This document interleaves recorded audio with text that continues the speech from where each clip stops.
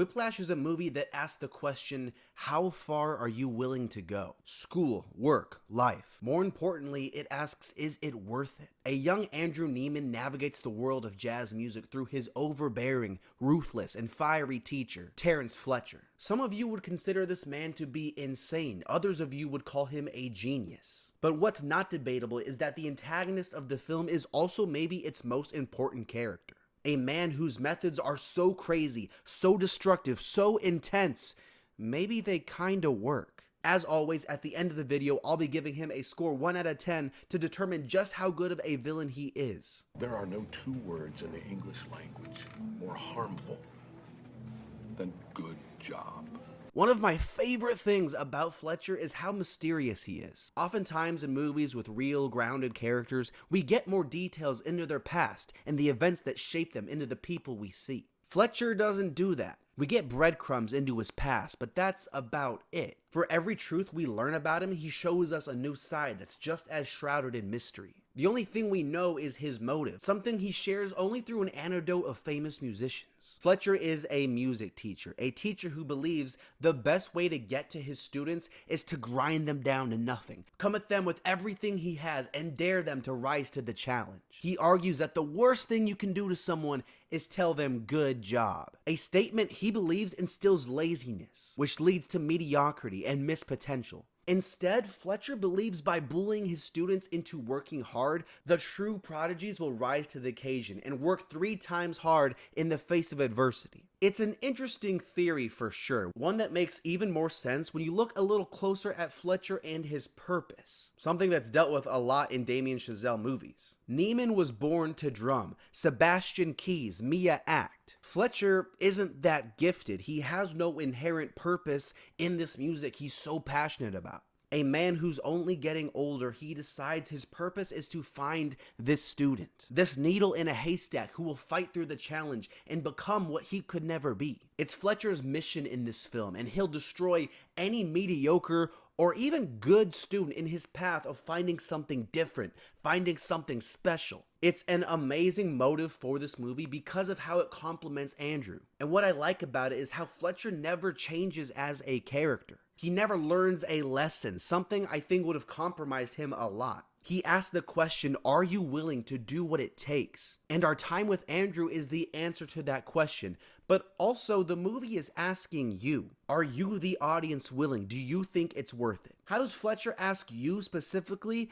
I'll get to that. Were you rushing or were you dragging? Answer! Rushing. The genius of Whiplash is the fact it doesn't take a stance on whether Andrew is a character who ends up being right. When the movie closes, we're happy for him, sure, because he's gained Fletcher's respect, the one thing he's been chasing the entire movie, but that's not to say it's a good ending. The entire movie, Andrew does exactly what Fletcher wants in a student. He ends up changing himself into what Fletcher demands, into the thing he thinks will get him the furthest in life, and by the end he's completed this transformation into Fletcher's ideal student. But then again, when you look back at the journey, who's to say being the ideal student is what's best for him? Through the course of the movie and his journey to become what Fletcher wants, Andrew loses his girlfriend, his peace of mind, and at times his own sanity. He goes through so much pain, so much agony, blood, sweat, and tears into this craft. Maybe it's not worth it. The film itself doesn't take a side, but rather it shows the pros and cons of both lifestyles, and by the end, it's up to you, the audience, to decide which path is best. Maybe that ambition and hitting those goals is worth the pain. Some people will fall into that camp. Others, however, will want that happiness, that peace of mind. And leaving this movie, you'll have to answer that question for yourself. The question of what are you willing to do? Are you willing to suffer? Are you willing to maybe give up what you think you want? Part of the genius of this character is the impact he makes on the film and the audience who bears witness to it. Absolute stellar writing by Damien Chazelle.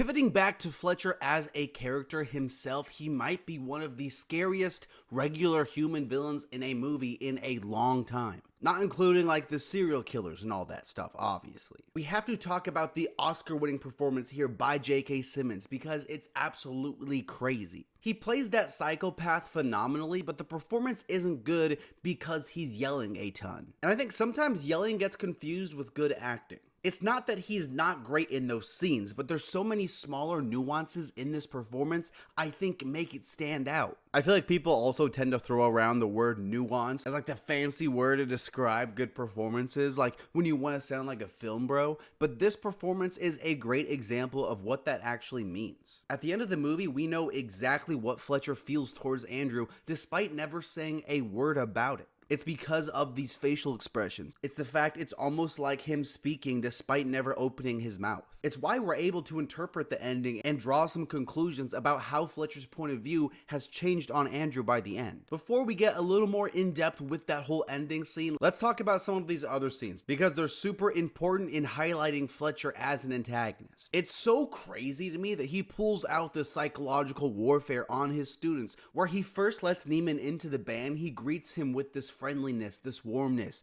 the kind of teacher everyone wants. Someone bursting with compassion and care for his students. But then talk about a betrayal though, because once that facade starts to fade, Fletcher comes after Neiman with arguably his biggest onslaught of insults, cruelty, and intimidation. It's a tough scene watching our main character push to tears because of Fletcher, and it shows how crazy this guy is, how committed he is to this cruel philosophy. He fakes kindness and uses it against his students later. The details Neiman shares about his past use as ammo later in the film to further break him down. The rest of the movie, Fletcher is a character we tiptoe around carefully, scared that the slightest disturbance or imperfection will set him off. There are a ton of really good scenes in this thing throughout, but one I really want to talk about is when he meets up with Andrew at the end. At this point, we've gotten a few hints that there's more to Fletcher than what he shows, like that example of him talking to the kid. But this is the scene he seemingly drops this mask a bit, explaining his reasons for being the Fletcher we've seen, the guy that tears people down to their core. After all the trouble he puts Andrew through, he says, hey, come on. He invites him to play with his new band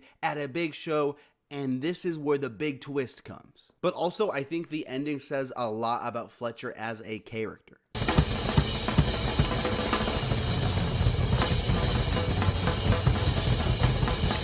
The ending shows a few different sides of Fletcher, the first of which being a side that seems to be driven by revenge and malice. In that bar scene, we're led to believe that Fletcher's tough exterior was largely put up as a mask, something to help him drive his students. But here we see behind that mask, he's not always this loving guy. The mask might be less of a front and more of an exaggeration to what's always hidden beneath the surface. When he finds out Andrew was the one that got him fired, he plans this whole entire crazy revenge plot. This plot to embarrass Andrew in front of a crowd that matters, and thus ending his career, just demolishing the thing. And at first, it works perfectly. He betrays Andrew and makes him look really stupid in front of this entire crowd, sending Andrew off stage. But Neiman's not like the other students. He's not someone who's going to easily be discouraged. He returns and takes over the entire concert. And here we see another side of Fletcher, maybe the purest form of the character the entire movie. Once Fletcher starts to realize Andrew is that 1 in a million student, he doesn't get petty and continue to cry about it and sabotage him. Quite the opposite, actually. He helps him. It shows that Fletcher isn't really thinking about himself. He's thinking big picture. He's not going to risk the world missing out on this generational talent because of some petty revenge quest. He moves on, and I think this is the one point in the movie Andrew and Fletcher are in sync. The two of them putting on this masterclass performance, both getting what they've always wanted in the process. It complements Andrew incredibly well and the arc he goes through in this story. A phenomenal antagonist in an amazing film. What? I know it was you.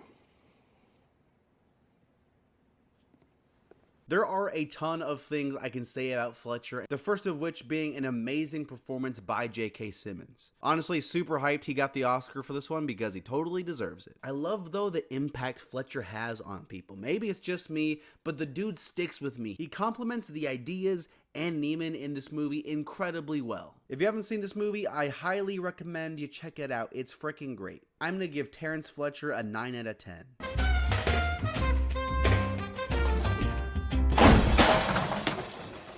Thank you so much for watching. Hit that subscribe button. I make a new villain review every single Monday, and check out the other channel if you want. I'd really appreciate it.